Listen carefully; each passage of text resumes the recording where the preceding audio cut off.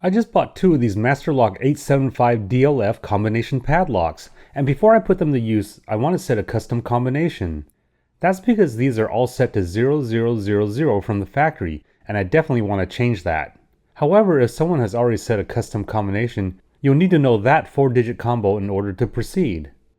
The package comes with instructions in both English and Spanish, but you won't need them by following my tutorial. First, locate the markings on top indicated by the Roman numerals 1 and 2.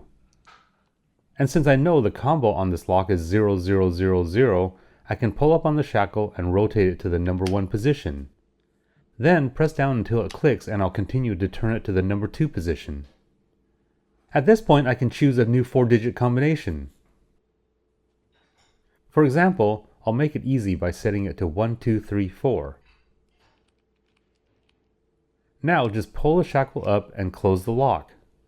It's very simple to do, and you can refer to my instructions anytime you need to reset the combination.